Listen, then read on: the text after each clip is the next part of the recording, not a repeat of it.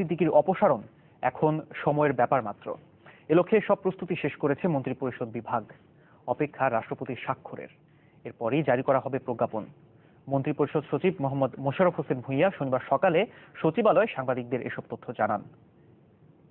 আমি জামায়াতে ইসলামের যত বিরোধী তার থেকে হজের এবং তাবলীগের বিরোধী, যে কত ম্যান পাওয়ার নষ্ট হয়। নিউ ইয়র্কে হজ, তাবলিগ জামাত এবং প্রধানমন্ত্রীর ছেলে সজীব ওয়াজেদ জয় সম্পর্কে কটূক্তি করেন ডাক, টেলিযোগাযোগ ও তথ্য প্রযুক্তি মন্ত্রী আব্দুল লতিফ সিদ্দিকী। এর পরপরই প্রতিবাদের ঝড় ওঠে দেশ জুড়ে। ধর্মীয় অনুভূতিতে আঘাত দেওয়ার অভিযোগে তার বিরুদ্ধে বিভিন্ন জেলায় দায়ের করা হয় মামলা। মন্ত্রিসভা ও দল থেকে অপসারিত হচ্ছেন এমন খবরও প্রকাশিত হয় বিভিন্ন গণমাধ্যমে। আর জাতিসংঘ সাধারণ অধিবেশনে যোগ দিয়ে দেশে ফিরে গত ৩রা অক্টোবর প্রধানমন্ত্রী শেখ হাসিনা বলেন, এরকম অবিবেচকের মতো বক্তব্য দিয়ে লতিফ সিদ্দিকী নিজেই বিপদে পড়েছেন। মানুষ একটা ধর্মীয় অনুভূতিতে আঘাত দিয়ে যে কথাগুলি বলছে এটা কারো কাছে গ্রহণযোগ্য না। লতিফ সিদ্দিকী যে বক্তব্য দিয়েছে তাতে সরকার বেকায়দা পড়েছে আমি মনে করি না, উনি নিজেই বেকায়দা পড়েছেন। এর পরপরই প্রধানমন্ত্রীর কার্যালয় থেকে লতিফ সিদ্দিকীকে মন্ত্রিসভা থেকে অপসারণের নির্দেশনা দেওয়া হয়। সেই প্রেক্ষিতে অপসারণের সব প্রস্তুতি শেষ হয়েছে বলে জানান মন্ত্রিপরিষদ সচিব। কিছু বিধি নিয়ম, কিছু নর্মস প্র্যাকটিস অনুসরণ করতে হয় এবং এটাও একটা এরকম। মহামান্য রাষ্ট্রপতি আনুষ্ঠানিকভাবে এটি অনুমোদন করার পরে ক্যাবিনেট ডিভিশন থেকে আমরা প্রজ্ঞাপন জারি করি। লতিফ সিদ্দিকী নিজ থেকে পদত্যাগ করছেন কিনা সাংবাদিকদের এমন প্রশ্নের জবাবে সচিব বলেন, প্রজ্ঞাপনে বিষয়টি উল্লেখ থাকবে। সামারি রেডি করেছি, কি করব সেটা বড় কথা নয়। সামারিটি মহামান্য রাষ্ট্রপতি কর্তৃক অনুমোদিত হতে হবে, আনুষ্ঠানিক অনুমোদনের প্রয়োজন হবে। সেই অনুমোদনের পরেই প্রজ্ঞাপন জারি। মূল বিষয় হচ্ছে একটি সিদ্ধান্তের বিষয়। সেই সিদ্ধান্তটা মাননীয় প্রধানমন্ত্রী অলরেডি বলেছেন, আপনারা জেনেছেন। প্রজ্ঞাপন অপেক্ষা করুন। আশাকিন প্রিন্স, চ্যানেল 24, ঢাকা। শুধু মন্ত্রিসভা থেকেই নয়, দল থেকেও বাদ পড়ছেন লতিফ সিদ্দিকী।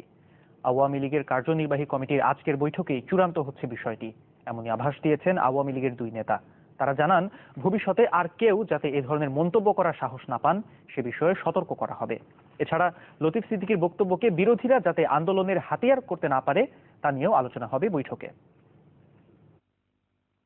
দৃষ্টান্তমূলক শাস্তি অপেক্ষা করছে লতিফ সিদ্দিকীর ভাগ্যে। যে শাস্তি আগাম সতর্কবার্তা হিসেবে কাজ করবে রাজনৈতিক উচ্চাভিলাষীদের জন্য, যা ঠিক হবে কার্যনির্বাহী কমিটির বৈঠকে। এমন কথা জানিয়েছেন আওয়ামী লীগের সভাপতিমণ্ডলীর সদস্য নুহউল আলম লেনিন। তার দাবি, লতিফ সিদ্দিকীর রাজনৈতিক জীবন সবসময় ছিল বিতর্কিত। সমর্থন দিয়েছেন খন্দকার মোশতাককে, চ্যালেঞ্জ ছুড়েছেন দলের সর্বোচ্চ ক্ষমতাধর ব্যক্তিকেও। এই ধরনের ঘটনার পুনরাবৃত্তি বাংলাদেশ আওয়ামী লীগে যাতে না ঘটে এবং অন্যদের প্রতিও যাতে এইটা এক ধরনের সতর্কতা বাণী হয় বা একটা সিগন্যাল হয়, জনগণের মধ্যেও যাতে এই নিয়ে কোনো রকমের উদ্বেগের বা কোনো রকমের ক্ষোভ না থাকে, সেটা বিবেচনা করেই যথোপযুক্ত সিদ্ধান্ত গ্রহণ করা হবে বলে আমি মনে করি। তবে এত কিছুর পরও কেন দলে ছিলেন লতিফ সিদ্দিকী, এর কোনো সদুত্তর নেই লেনিনের কাছে। প্রাইম মিনিস্টার বললে উনি প্রত্যাহার করবেন। প্রাইম মিনিস্টারের কি এরকম দায় পড়েছে যে উনি একটা বলে বেড়াবেন আর উনি অনুরোধ করবেন?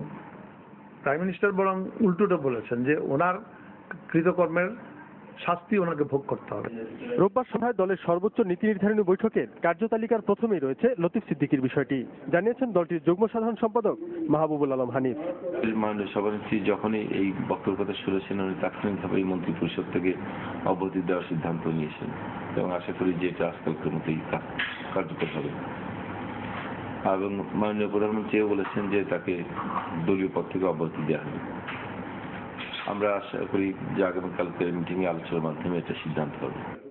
দায়িত্বজ্ঞানহীন বক্তব্যের পরিণতি কি হতে পারে তার একটি উদাহরণ হয়ে থাকবে এই ঘটনা, এমনটি মনে করেন আওয়ামী লীগের এই দুই নেতা।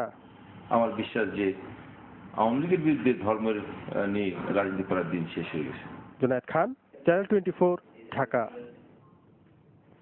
এ তো রক্তের বন্ধন, যত কিছুই হোক মিথ্যা হয় না সেই সম্পর্ক। কিন্তু ধর্ম নিয়ে মন্তব্য করে বিপদে পড়লেও বড় ভাইয়ের পাশে নেই ছোট ভাই। হজ ও তাবলিগ নিয়ে বড় ভাই লতিফ সিদ্দিকীর মন্তব্যের জন্য দেশ, জাতি ও আল্লাহর কাছে ক্ষমা চাইলেন ছোট ভাই কাদের সিদ্দিকী। মুক্তিযুদ্ধের এই বীর সেনানীর আশা সুমতি ফিরবে বড় ভাইয়ের ক্ষমা চাইবেন ধর্মের বিধান নিয়ে মন্তব্যের জন্য। বাংলাদেশ রাষ্ট্রের জন্মের সময় যে পরিবারগুলোর ভূমিকা ছিল উজ্জ্বল, তেমনই একটি পরিবার টাঙ্গাইলের সিদ্দিকী পরিবার। মুক্তিযুদ্ধে এই পরিবারের দুই ভাইয়ের বীরত্ব গাঁথা কখনো কখনো হার মানায় রূপকথাকেও। তবে 90 দশকের মাঝামাঝি থেকেই দুই ভাইয়ের সম্পর্কে চলছে টানাপোড়েন। ছোট ভাই দীর্ঘদিনের ঠিকানা আওয়ামী লীগ ছেড়ে গড়েন নতুন দল। রাজনীতির মারপ্যাচে একসময় ছোট ভাইয়ের কঠোর সমালোচনাও করেন বড় ভাই লতিফ সিদ্দিকী। আর তাবলিগ জামাতের দুইটা গুরুতর বিরোধী। সম্প্রতি হজ ও তাবলিগ নিয়ে মন্তব্যের কারণে বেশ বিপদে বড় ভাই। প্রায় শেষ হয়ে গেছে রাজনৈতিক অবস্থানও। আমি আজকে খুবই ভারাক্রান্ত হৃদয়ে আপনাদের সামনে এসেছি। আমি জানি না আমি আমার কথা গুছিয়ে বলতে পারবো কিনা। তবে ধর্ম নিয়ে মন্তব্য করে বিরূপ পরিস্থিতিতে পড়লেও ছোট ভাই সম্পর্ক অস্বীকার করতে পারছেন না সেই ধর্মের কারণেই। আওয়ামী লীগের লতিফ সিদ্দিকী আমার কেউ না, মন্ত্রী লতিফ সিদ্দিকী আমার কেউ না, কিন্তু আল্লাহ প্রদত্ত সম্পর্কে আমি তার ভাই। এই সম্পর্ক বাজার থেকে কেনা যায় না।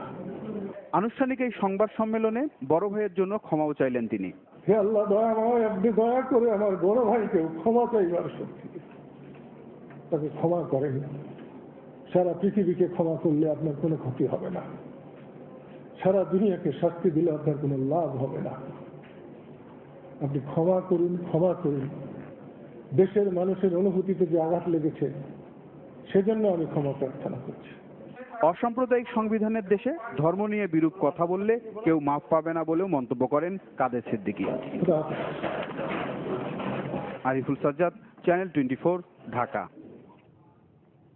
প্রধানমন্ত্রী শেখ হাসিনা বলেছেন, নৌবাহিনীকে দক্ষ, আধুনিক আর ভারসাম্যপূর্ণ ত্রিমাত্রিক বাহিনী হিসেবে গড়ে তোলার কাজ করছে সরকার। শনিবার সকালে চট্টগ্রামে নৌবাহিনীর যুদ্ধজাহাজ বানুজা ওসমানের ন্যাশনাল স্ট্যান্ডার্ড অ্যাওয়ার্ড প্রদান অনুষ্ঠানে একথা বলেন তিনি। জানান, পটুয়াখালীর রাবনাবাদে শুরু হয়েছে সাবমেরিন বার্থিং ও এভিয়েশন সুবিধা সম্বলিত নৌবাহিনীর সর্ববৃহৎ নৌঘাঁটি নির্মাণের প্রক্রিয়া। 1989 সালের 4 নভেম্বরে নৌবাহিনীতে যুক্ত হয় বানৌজা ওসমান। এরপর গত 25 বছর ধরে দেশের সমুদ্র সীমা ও সম্পদের নিরাপত্তা রক্ষার পাশাপাশি জাতিসংঘ শান্তিরক্ষা মিশনেও দায়িত্ব পালন করে আসছে দেশের প্রথম এই মিসাইল ফ্রিগেট। সবশেষ 4 বছর ধরে লেবাননে দায়িত্ব পালন শেষে সম্প্রতি দেশে ফিরে আসে জাহাজটি। এই সময়ে অর্জন করে বিপুল বৈদেশিক মুদ্রা আর সুনাম। তাই শনিবার জাহাজটিকে প্রদান করা হয় ন্যাশনাল স্ট্যান্ডার্ড অ্যাওয়ার্ড। চট্টগ্রামের ইশাখা জেটিতে এক অনুষ্ঠানে জাহাজের কর্মকর্তাদের হাতে অ্যাওয়ার্ড তুলে দেন প্রধানমন্ত্রী শেখ হাসিনা। অনুষ্ঠানে প্রধানমন্ত্রী তার বক্তব্যে নৌবাহিনীকে যুগোপযোগীকরণ আর এ বাহিনীর সক্ষমতা বাড়াতে তার সরকারের নেয়া নানা পদক্ষেপের কথা তুলে ধরেন।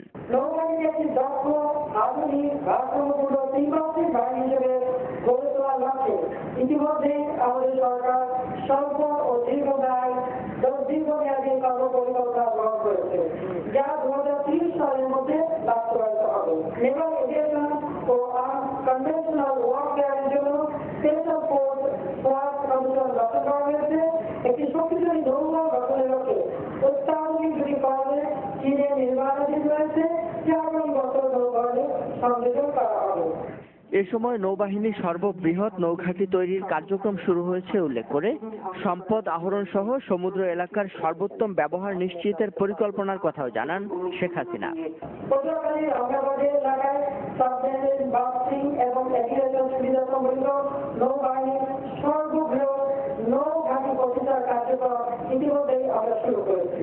বঙ্গোপসাগরের গভীর কর্মপরিধি এবং সমুদ্র সম্পদ আহরণের ক্ষেত্রে হাইড্রোগ্রাফিক জরিপ কর্মকাণ্ড সম্বন্ধে নৌবাহিনীতে চিফ হাইড্রোগ্রাফার এবং এই সংক্রান্ত সাংগঠনিক কাঠামো গঠনের বিষয়টি ইতিমধ্যে আমরা অনুমোদন দিয়েছি।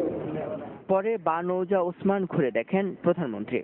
এর আগে 1974 সালে বিএনএস ইশাখা ও 2013 সালে বিএনএস বঙ্গবন্ধুকে দেয়া হয় মর্যাদাপূর্ণ ন্যাশনাল স্ট্যান্ডার্ড অ্যাওয়ার্ড। ইমদাদুল হক, চ্যানেল 24, চট্টগ্রাম। ঘূর্ণিঝড় হুদহুদের আছড়ে পড়ার প্রহর গুনছে ভারতের অন্ধ্রপ্রদেশ ও উড়িষ্যার মানুষ। দেশটির আবহাওয়া দফতরের আশঙ্কা, আজ ভোরে অন্ধ্রপ্রদেশের বিশাখাপট্টনম এবং উড়িষ্যার গোপালপুরে ঘন্টায় 170 থেকে 180 কিলোমিটার বেগে ছোবল হানতে পারে হুদহুদ।